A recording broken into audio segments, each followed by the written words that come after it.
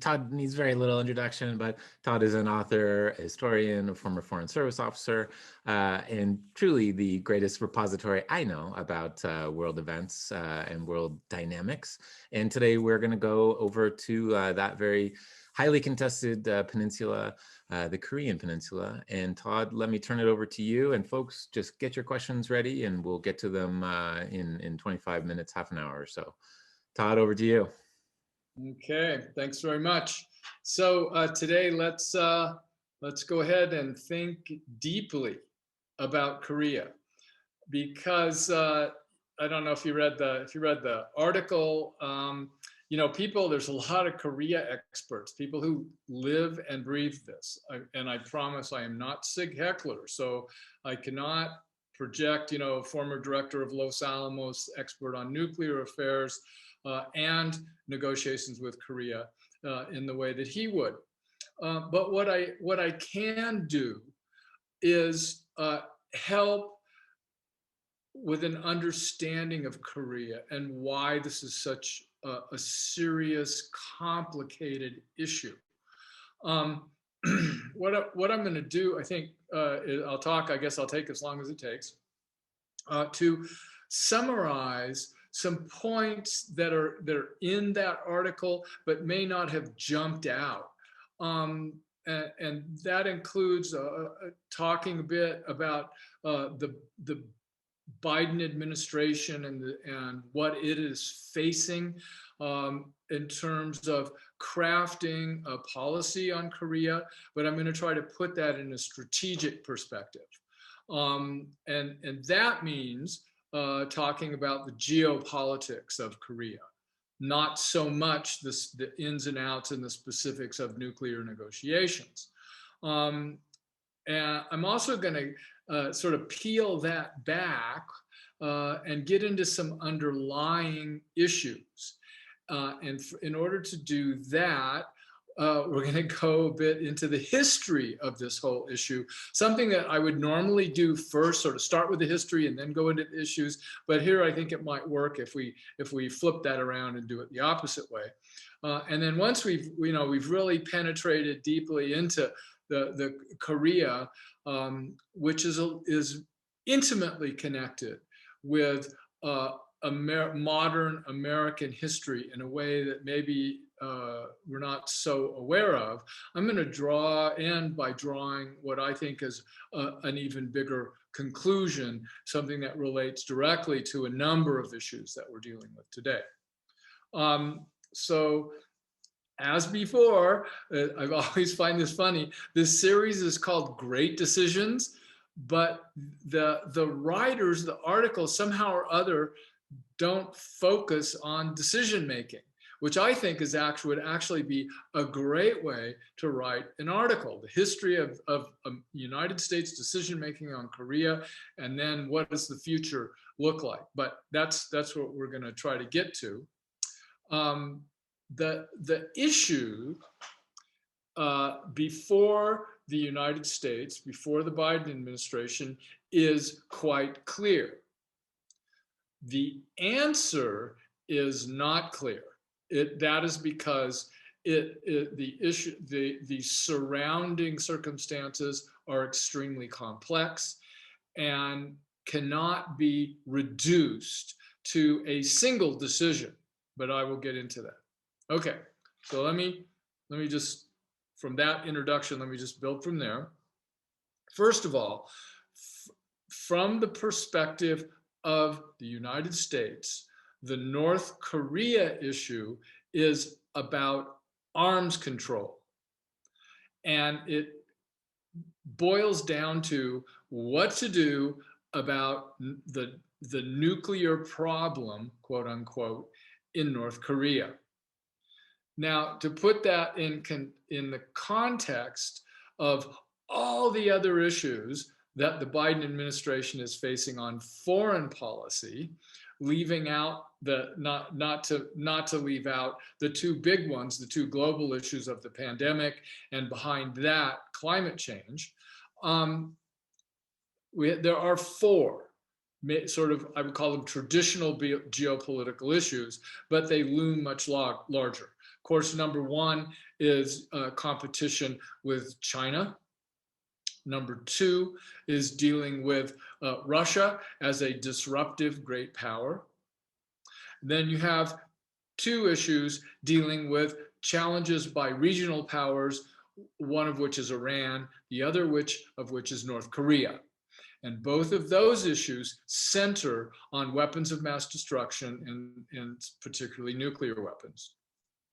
The outstanding aspect of North Korea in this lineup, with China, Russia, Iran, North Korea, the outstanding aspect is that just about every assessment of political risk ranks North Korea as the number one threat of a crisis.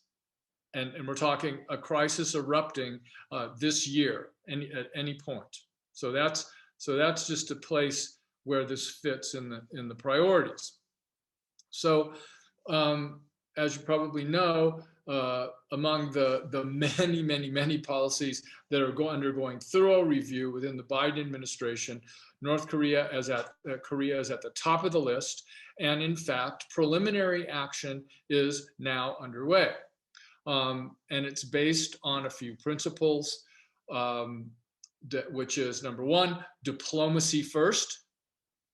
In other words, not allowing military dispositions to drive foreign policy, sort of reversing that tendency of the United States to do that. Diplomacy first. The diplomacy is multilateral in concept, even when it's conducted bilaterally.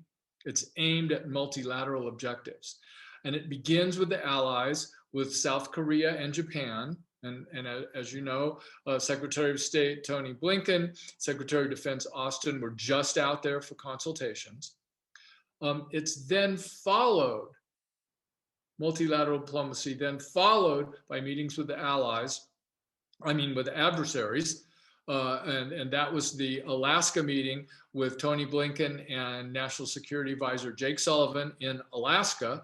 That all the press is all about how, what a challenge it was and how nasty the Chinese were and what a confrontation it was. But we don't really know a lot yet about what happened behind closed doors. What we do know is that North Korea was at the top of the agenda on that. So the hints that we've received in what is otherwise a very, very transparent White House is that there were serious discussions about North Korea. I think the thing to think about, if you want to reduce it to what's going on here, it is a search for a balance between cooperation and competition in order to avoid confrontation. And the approach to the multilateral approach is intended to build up to a context in which the United States and North Korea will at some point engage directly. But as far as I've been able to tell, the preference of the Biden administration is to do that within the multilateral context. All right. The basic policy alternatives, which are presented in great detail in that article, sort of you can put brackets on them. On the one side, you have this idea of coercing North Korea through maximum pressure. This thing that Trump and Pompeo have had us live with for the last 4 years. Serious, major sanctions and all kinds of negatives.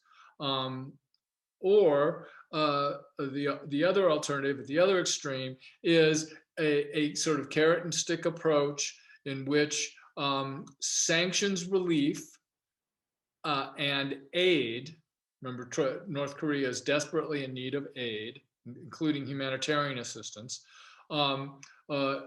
exchanging those incentives for denuclearization. The main framework for that on the multilateral side is the idea of returning to the six-party talks. Those were the talks, the framework that lasted from 2003 until 2009 when the Obama administration pulled the plug on it, in which the United States, Japan, South Korea, China, and Russia sat at the table with North Korea and tried to negotiate their way through. Beijing was the host, China was the host. So it's entirely unclear whether in this current competitive situation with China, the United States and China could agree to reconstitute that. Russia has, interestingly enough, has already called for a resumption of the six-party talks. So we've got some people leaning forward on this, and we'll see whether this takes root.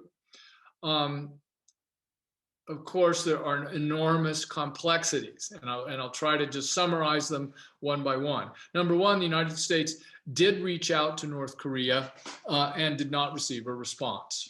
So there's nothing coming back in yet.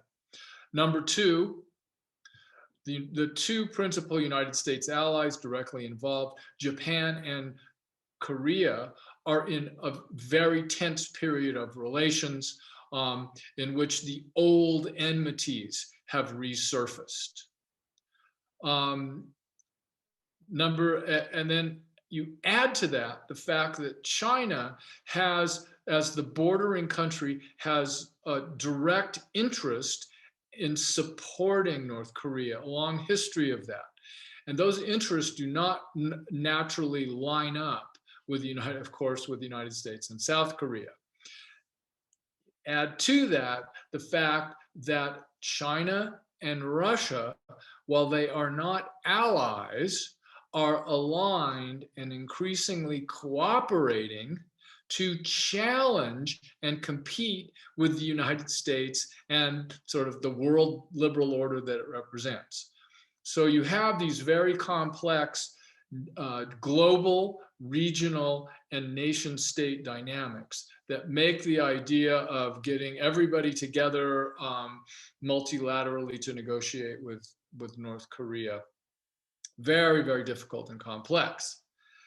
But to sort of cut through the weeds on all the ins and outs, that if you read that article in the book, to cut through it, all of this hinges on an underlying issue that I'm sure is very hotly debated inside the Biden administration. And that is not so much how to decide a decision, it's whether you believe that North Korea, and by North Korea we mean Kim Jong-un, is or will be prepared to relinquish his nuclear weapons or not. That is the core of the issue. And right now, I think the bidding is on, the balance of the bidding is that given that there's a really deep bench in the Biden administration on Korean issues, the bidding is that they're very, very skeptical that Kim Jong-un would ever voluntarily, under any sort of incentive regime, give up his nuclear weapons. And therefore that is not the going in objective of negotiations. That leaves the possibility, and here's the key change: the United States and South Korea would be in the position of de facto recognizing North Korea as a nuclear weapon state and taking what you can get in order to establish security and stability in Northeast Asia from there. Okay, so that's the framework that all the experts who are deeply involved in the tortured and long, largely unsuccessful history of negotiations with North Korea have had to face. The current North Korean behavior of not responding to the outreach from the new Biden administration, launching short-range ballistic missiles into the ocean. All of this is standard Korean behavior, especially during transitions of American administrations. That is why, although it's been getting all of this press attention and being presented as a crisis, you don't see the Biden administration responding with their hair on fire about this. They understand that even though nobody really knows what's going on inside the mind of Kim Jong-un or this very, very secretive and bizarre regime, they know enough to know that this does not represent a direct threat of unilateral escalation on the part of North Korea. We'll see where that goes. Okay. Next point. There is no room here for out-of-the-box thinking.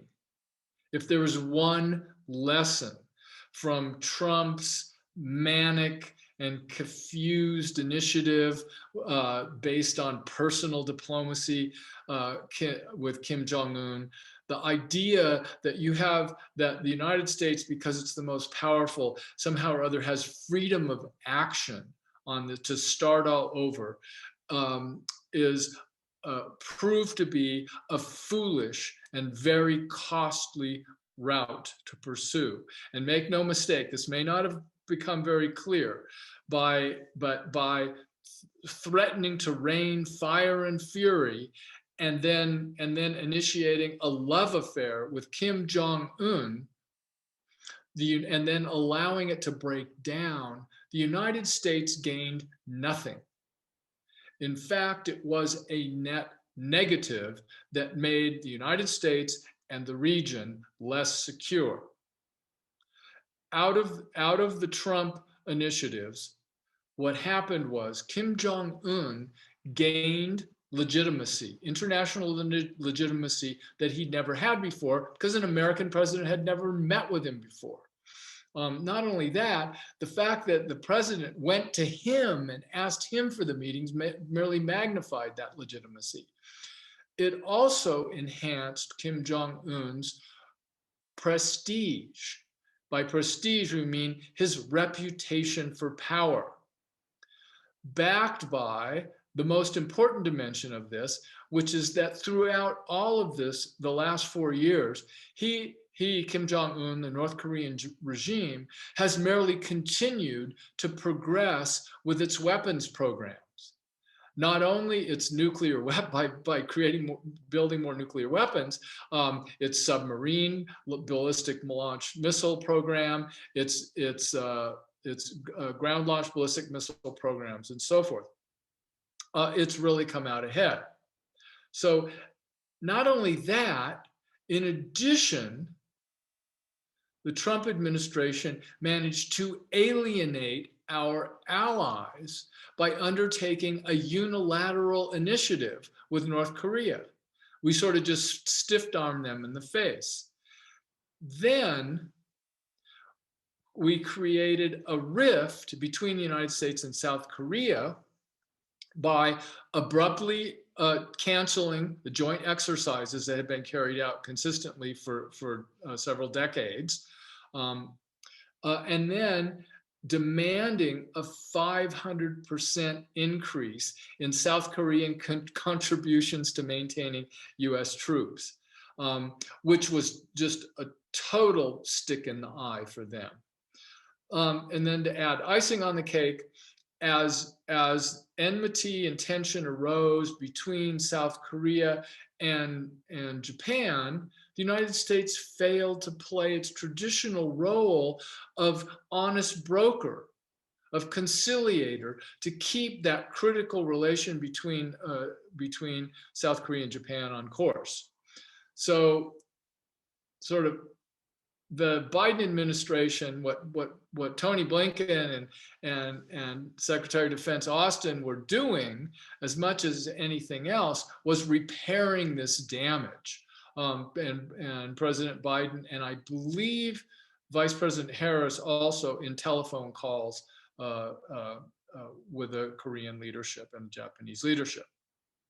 Okay, So now let me shift and kind of lay out the underlying, and then we'll go into the history, and then we'll stop and take your questions. So think of the questions, please, as we're going through this.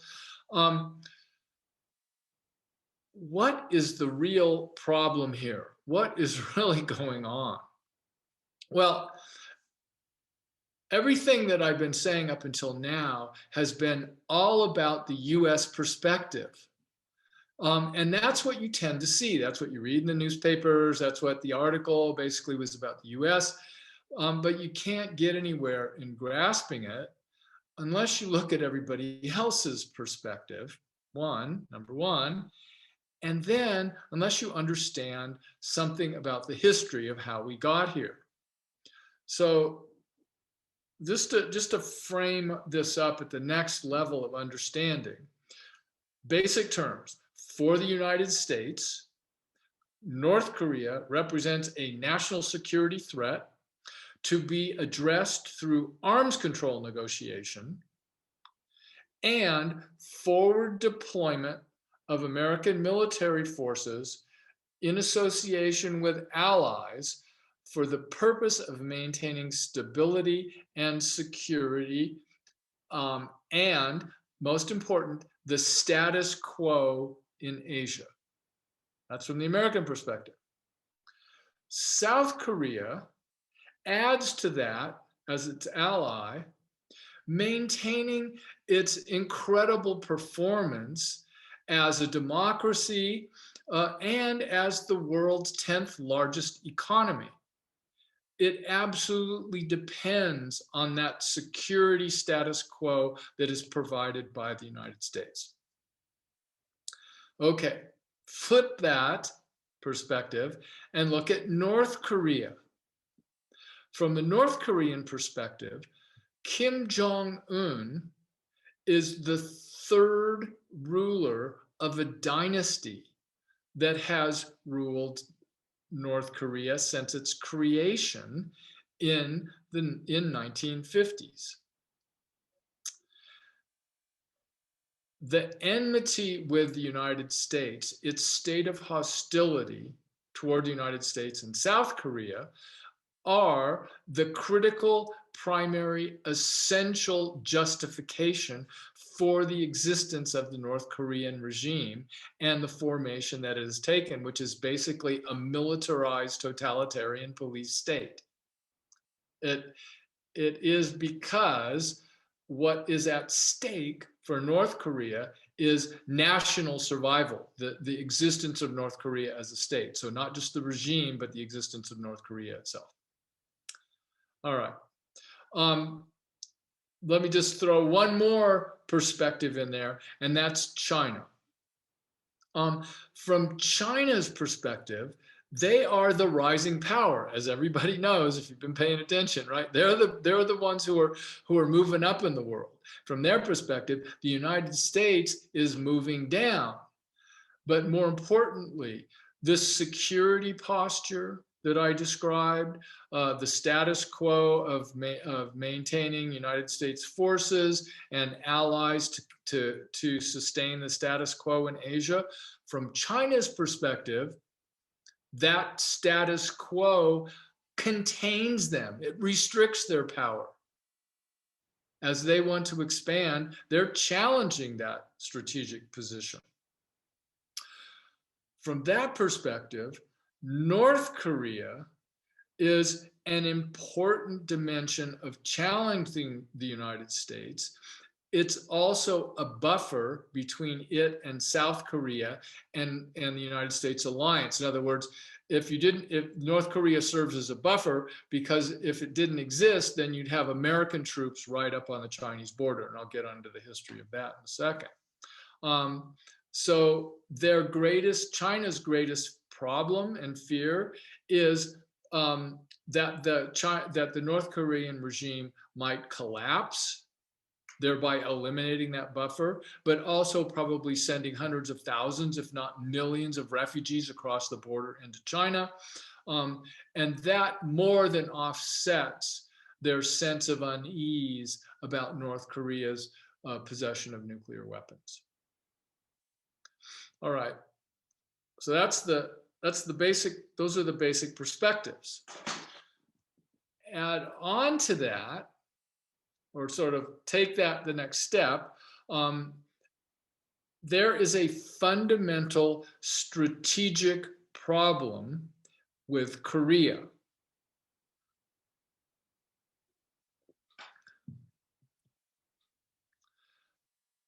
The Korean War, and we're going to talk more about the Korean War, the fighting stopped in 1953 with an armistice. But that was just an armistice, a truce, a ceasefire.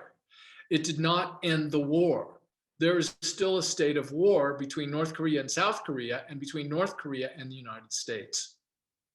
That's different from Vietnam, for example, because in Vietnam, the United States withdrew on the basis of a peace treaty.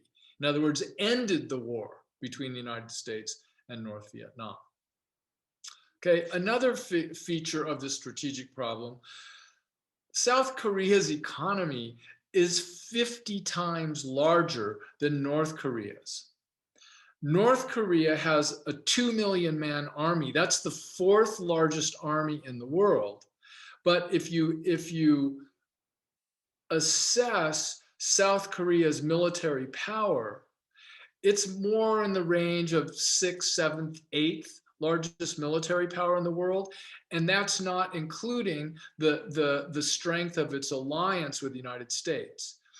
In other words, if there was a conventional, in other words, a non-nuclear war with North Korea, South Korea and the United States win. Okay, here's the problem. Seoul, the all-important capital of South Korea, its industrial, its an economic motor, its center, is 15 miles south of the DMZ. It would be devastated by artillery and probably massive infantry waves should war break out. South Korea is fundamentally indefensible. Estimates of casualties are in the range of 100,000 dead in the first 48 hours. United States force and South Korean casualties in the up to 300,000 range in the first 90 days of a conventional war. So we're talking a war that does not involve nuclear weapons or Chinese intervention. Okay, that's the situation. So how do we think about this? What do we think? So I think it's important to go into a little bit of the psychology of geopolitics from the American perspective, and think about ourselves and how we think about these things. We're accustomed to seeing ourselves as pragmatic, rationally motivated by national interests, focused on problem solving and the current time. That's how we're going in. We're the Americans, right? But H.R. McMaster, who Trump's former national security advisor, retired lieutenant general, his book, he has a great term. He calls it strategic myopia. We suffer, as a result of that perspective, we suffer from strategic myopia. The truth is, yes, the United States does have tangible national interests related to the security and stability of Asia. But we also have intangibles that drive our motivations. One of them is honor. Our American prestige is very much at stake in Korea and in our commitment to defend our allies. But even more importantly is fear. Fear is the underlying strongest motive. And there are two very important fears that are operating here. One is the fear, as I just described, the strategic problem, the real fear of going to war in Korea. What do you think? That's why we use sanctions. We don't threaten Korea militarily in concrete ways. We just deter their aggression by having a defensive alliance because we fear war with North Korea. But even greater than that, the fear that's driving the big package around all this today is fear of rising China. And that fear factors into this. This is something that no administration has dealt with adequately or concretely. This is really the thing that underlies the Biden administration in its considerations. All right, I'm going to do a few minutes on history, and then we'll do the questions. Okay, so last piece on American psychology. We forget our history. Others live their history. And that creates a fundamentally different way of approaching them. So, and here, of course, I'm talking about the Korean War, 1950 to 1953. It's one of the least known wars, even though it's in our modern history and is the largest conventional limited war the United States has ever fought in its modern history. This war was extremely hard, and it was extremely important at the time, and the consequences of the war, everything that we're talking about, the way it ended, was fundamentally structured the world that we live in today. That's how important the Korean War was. But let me take a step back. The context for this war is even larger. The regional politics, the geopolitics of Northeast Asia and Korea specifically, have long been a cockpit of great power competition and great power insecurity. Just to give you the rack up in the modern era, the first Sino-Japanese war between China and Japan, was 1894 to 1895. Japan won when China sued for peace. 1905 to 1906 was the Russo-Japanese War, also a very little known war, but many consider it to be the prelude to World War I.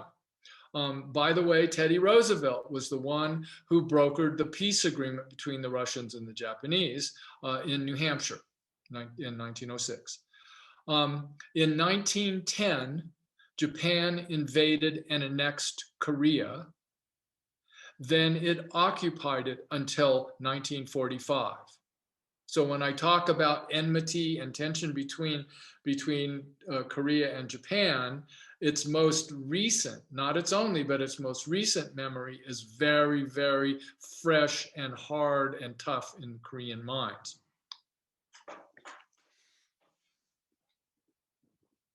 Korea itself is a single nation. It's two states, North Korea and South Korea, but as a nation, as a people, it's one.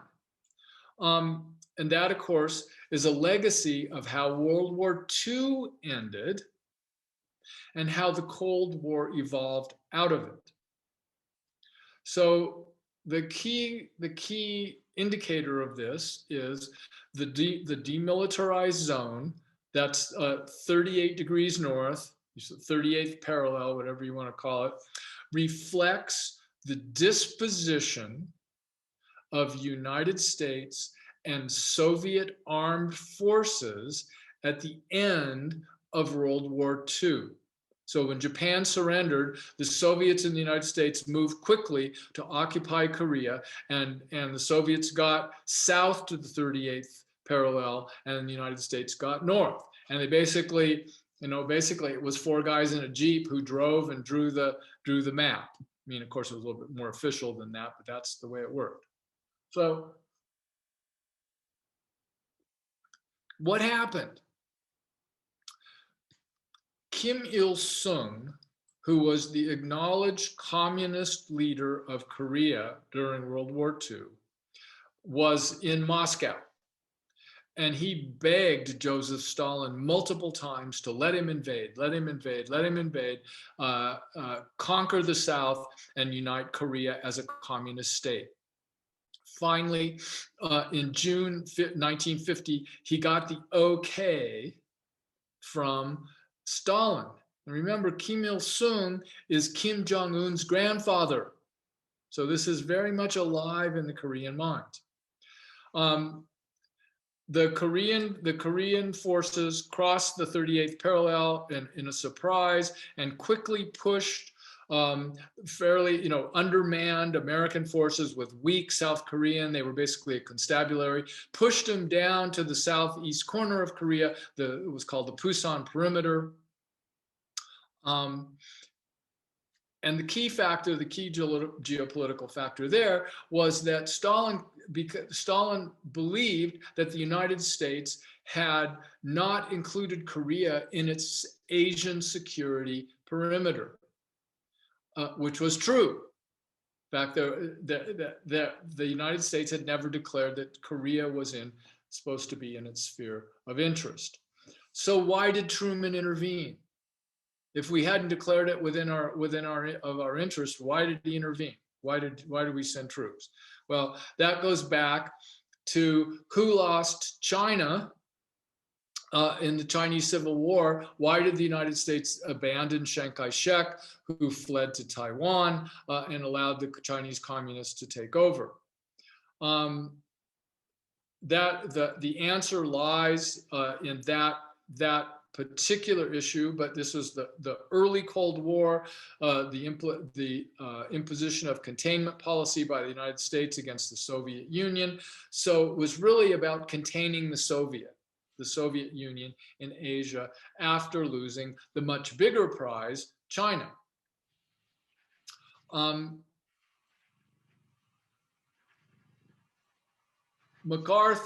General MacArthur, who was the commander, came up with this brilliant idea of the landing at Incheon. You probably heard this amazingly risky but successful amphibious landing up in the narrow neck of Korea, of the Korean Peninsula, in July, fairly quickly after 1950. And it cut off North Korean troops who fled, and the United States and United Nations, this was declared a United Nations police action, quote unquote, moved quickly to the north, past the 38th parallel. And at that point, the United States changed its objective in the war. Rather than just repelling the North Korean invasion, there was a decision to unite Korea on the behalf of the South. And with that, MacArthur made a calculation that troops could move rapidly up to the Yalu River. That's the river that is the border between North Korea and China, and that the Chinese would not do anything. They would not respond. They would not intervene. And sure enough, when American forces or UN forces arrived at the border, what happened? Mao Zedong was not about to allow enemy American forces on his border. And even though he did not receive the support that Stalin had promised, 300,000 Chinese troops invaded, and the United States suffered the largest conventional military defeat in its history as a result of that, and retreated from the border back behind the 38th parallel. And long story short, that's where we got to, back to the way it was before it started. That took about 6 months. Half of the 28,000 American casualties occurred during that 6 months. And then negotiations proceeded for the next 2.5 years before the armistice was completed. And that's where we are today. All right. So let me just conclude with a formulation of the great decision and a question associated with it. So if we were doing great decisions in 1950, it would have been very clear. Should President Harry Truman decide to send American combat troops to Korea or not to repel the North Korean intervention? So here's the question. If Truman had known in 1950 that the United States would fight a ground war with China after having supported Chiang Kai-shek and lost, in other words, having fought 2 wars with China. Keep in mind, the Chinese are very aware of this today, although we're not. If he had known that in 1950, the United States would fight a ground war with China in Korea, that 28,000 Americans would die, and then 70 years later, we would have that same number of troops, in other words, 28,000 American troops defending South Korea and facing a nuclear threat in the North, would he have decided to send American troops in the first place? So that leads to my final point, which is this is not about Korea. This is about a bigger issue that you've all seen and heard and probably just dismissed because we've all come to accept it as sort of the bumper sticker for our time. What does this question, the Truman question and the current situation in North Korea tell us about endless war? Okay, so I'm going to give my answer, and if you want to discuss it, I'd be happy to discuss it.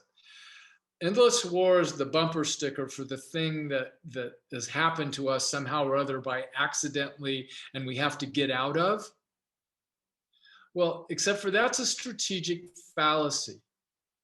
All wars end. And what's important is how they end.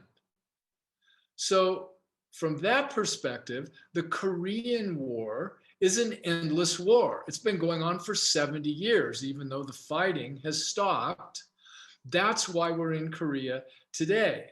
So the answer to the endless war question is, it depends on what the Prussian military strategist Clausewitz called the value of the object. In other words, what is important? How important is it to us? That's what drives it. What drives these things that we're calling endless wars. When they're not so important to us, then we kind of say, okay, we're out of here. But if it's important enough to us, then we stick around, and that's why we're in Korea today. All right, so there we go. I hope that was somewhat interesting. Let's do, we got some questions there? We got some questions here. The first question from David King, I think, is a good one. How likely and or desirable is a future reunification of the 2 Koreas, given everything that you've just said? Well, I opted not to talk about the long-term goal, which is reunification of Korea. From an objective point of view, it makes absolute sense. The 2 Koreas is sort of the last vestige of the divisions that took place as a result of the Cold War. North Vietnam, South Vietnam, East Germany, West Germany have all been resolved. It's this one that's out there, and there I see absolutely no way concretely to envision it, even though Korean President Moon, that really was sort of what that was all about. But how to get here from there, I have no idea, frankly. So there's a couple questions here about China, and first from Mike Daly, Ellen Boozer. Can China, or is it in China's plans to include North Korea in their Belt and Road initiative? Yeah, well, North Korea is sort of a standout, a unique mean, when position in terms of they're basically a client state of China. China, they already are incorporated into the Belt and Road, but they're not part of that program because they've long been a client, and China is their primary source of assistance in sanctions busting. So if you saw that, for example, if you saw the great New York Times digital forensics piece a couple of weeks ago that tracked the ships transferring oil, they were very, very careful because they don't want to. The New York Times does not want to have what happened to them a couple of years ago when they basically had everything shut down for them and had some journalists kicked out. They did not say that mainland China is much more important than Taiwan in smuggling oil. So Belt and Road, not quite, but deeply, deeply involved as patron and client states. So the piece that Todd just referenced is in the visual investigations unit of the New York Times. It's absolutely worth a watch. It's maybe 8 minutes long, and it's essentially tracking Chinese or ships owned by Chinese individuals and a Chinese company that ultimately got oil transported to North Korea. And it's really interesting to see all the techniques that they've used to discover that. It's so worth a watch. So take a look at it.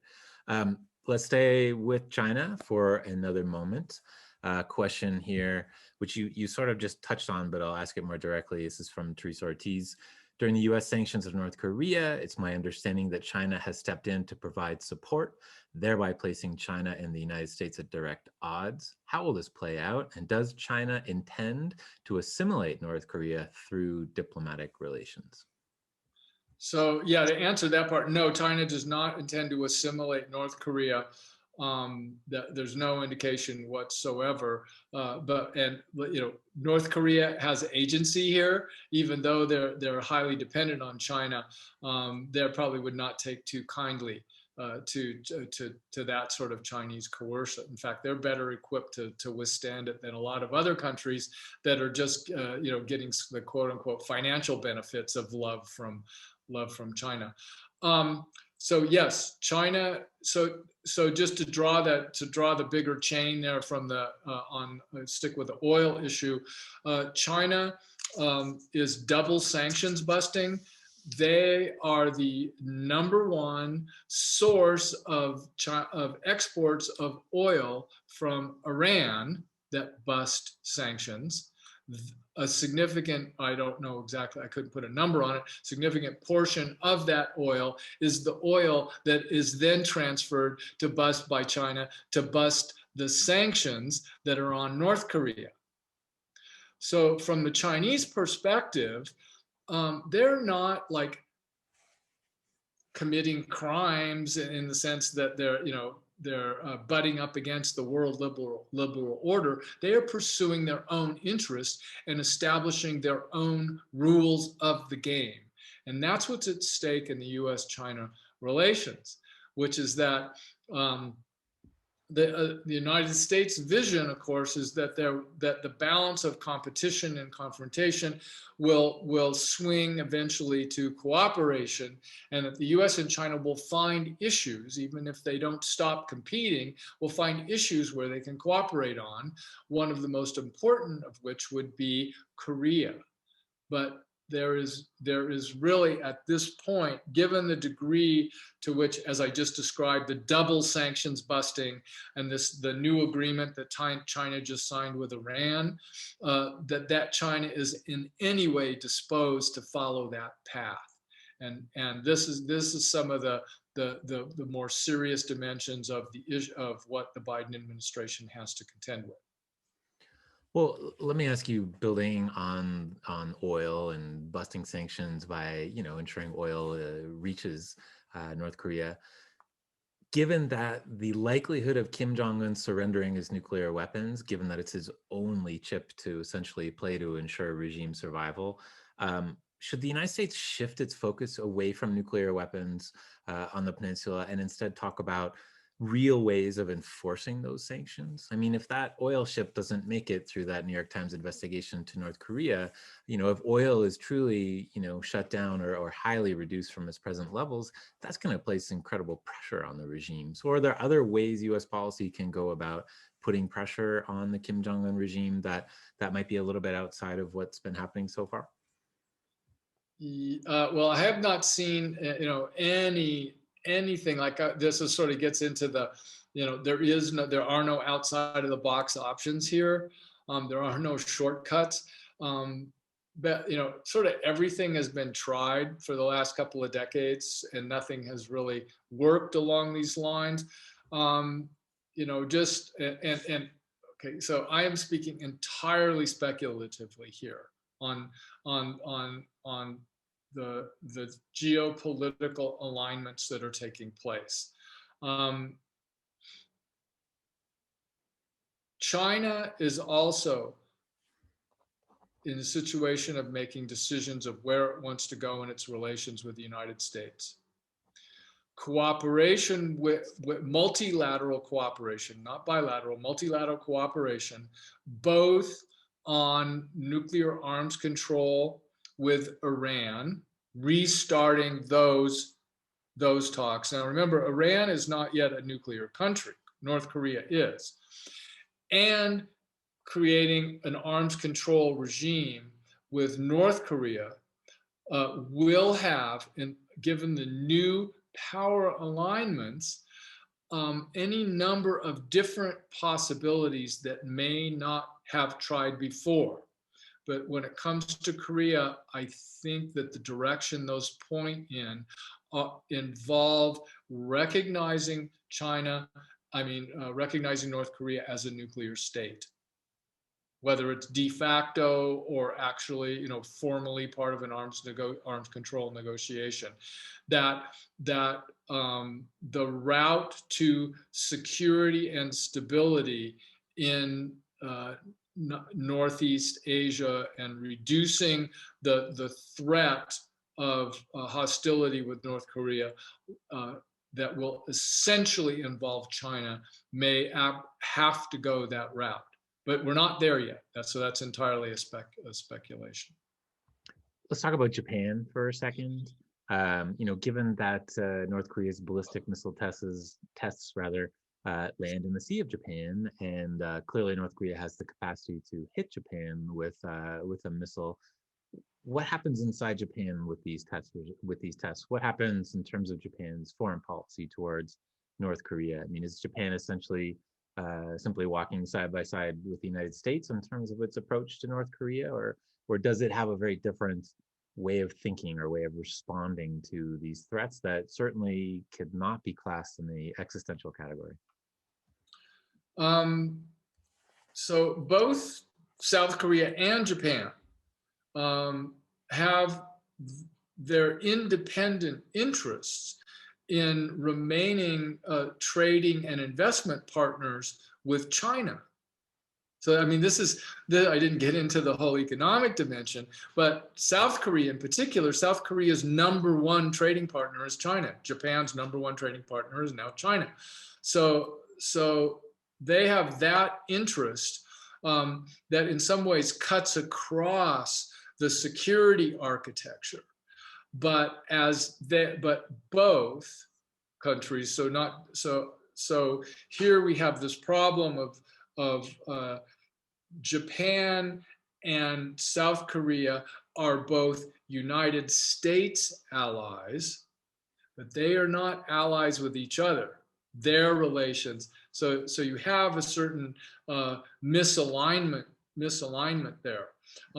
But the answer to the question as you asked it is that Japan's actions toward North Korea are, as far as I'm aware, are always taken in the context of its alliance with the United States.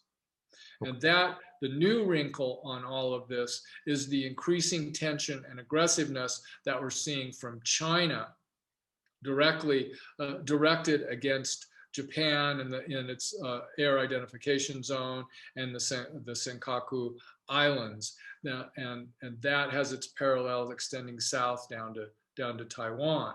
So this is getting back to this idea that I was talking about, that from the United States point of view, forward deployment is a way of maintaining security and stability with its allies in Asia. From the Chinese perspective, forward deployment means containment, something to be pushed back against.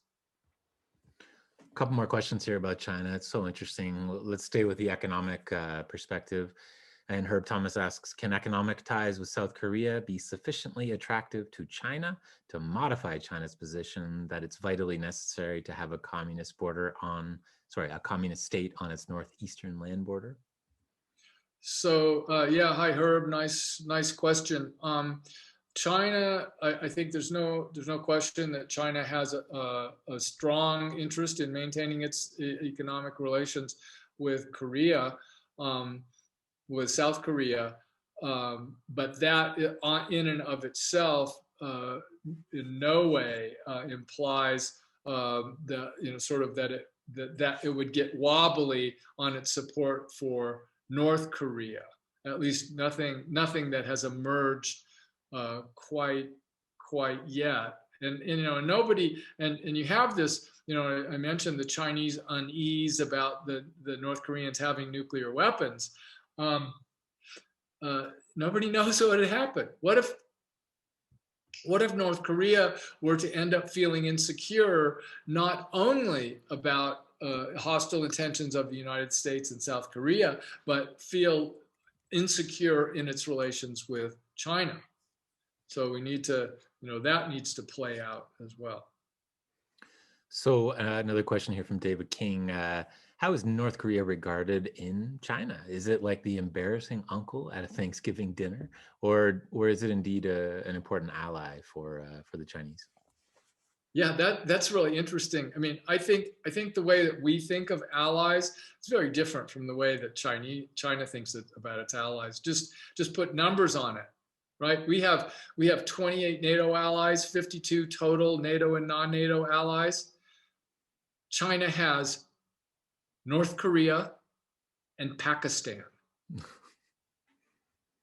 And in its general relations with other countries, as many are learning, that Belt and Road financing, that infrastructure financing, comes with some very, very coercive terms.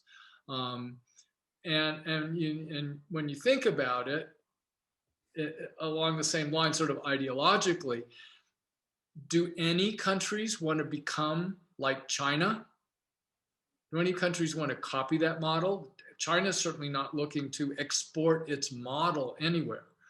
So North Korea, if anything, is an outlier, even when it comes to China, and warm and fuzziness, I don't think is the way you would describe it at all.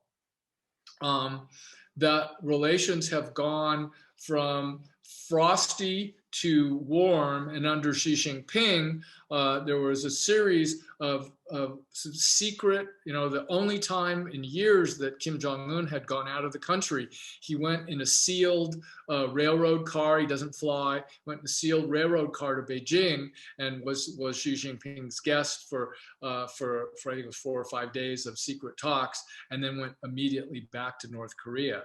That's, I think, really tells you a lot about the nature of that relationship and that alliance. So last question here goes to Teresa Ortiz, and she's sort of pulling on what happened in the reunification of Germany. And she says, or asks, in the reunification or the potential reunification of the Koreas, are separated families supported as an internal force that might move these two states towards unification? Oh my goodness, yeah. That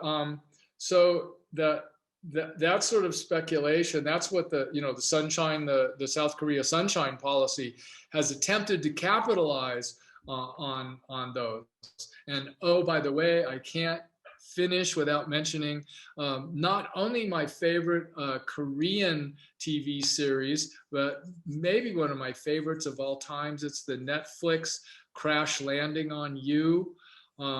and I don't want to even just to describe what happens. It's is a spoiler, but it deals with human relations between North Koreans and South Koreans, and is filmed by South Korean Netflix, but advised by North Korean defectors. So it's very authentic, great show that will give you, I think, really good insight into that question. But let me make a point. When the wall came down, when the Berlin Wall came down, the Soviet Union had collapsed. And the totalitarian police state that had maintained order in Eastern Germany collapsed with it. There is no sign whatsoever of that happening in North Korea. And it certainly wasn't the people of East Germany that prompted that collapse. It was a complex buildup of popular movements and the bankruptcy of the Soviet system. So you'd have to get several critical steps down the road in order to be talking about the role of separated families in bringing about some sort of regime change of that nature. Let's take one more question. This is from Virginia McCallum. She says, Daniel Markey's book on China's Western Horizon states that China does not care if the loans through the Belt and Road Initiative are slowly repaid or repaid at all, as China is keeping their companies and their new middle class gainfully employed. What do you think about that, Todd? Oh yeah, that's a good point. I think that China is not, when I'm talking about coercive terms for its financing, China is not thinking about that as a need, as a financial need. I mean, keep in mind they're the largest. They're either the largest or one of the largest holders of U.S. T-bills. They have, even though they're pushing to have the renminbi become a world reserve currency, they hold enough dollar reserves to self-finance the whole Belt and Road. So it's not a financial problem they're dealing with. They're using financial coercion to achieve strategic aims. And if you really want to look at that, where I think the most interesting of all of those are not in the sort of developing countries like Ethiopia, which has had a real hard time, or Sri Lanka with the port project. Look at Argentina and the way that things have gone down there, and the strategic gains that China has made by playing politics, very much internal politics in Argentina, and has enabled its penetration into Latin America through that. So that's the strategic aims that are the driver. It's growth of power globally that are the driver, not the finances in and of themselves. Well, on that note, Todd, thank you so much for all you do and all your talks. And, we always appreciate your amazing perspectives and encyclopedic knowledge on things. So thanks so much. Okay. All right. Bye, everybody. Bye, Sandy. My pleasure. For sure. And we'll figure out another talk with you really soon, because, we just love hearing from you. So take care over there, and we will see you and see everyone else out there. Hopefully see you soon on Thursday, for example, when we have our World Food Program talk on hunger and climate change in Central America. So once again, thanks to Dr. Todd Greentree, and we will see you all soon. Bye-bye.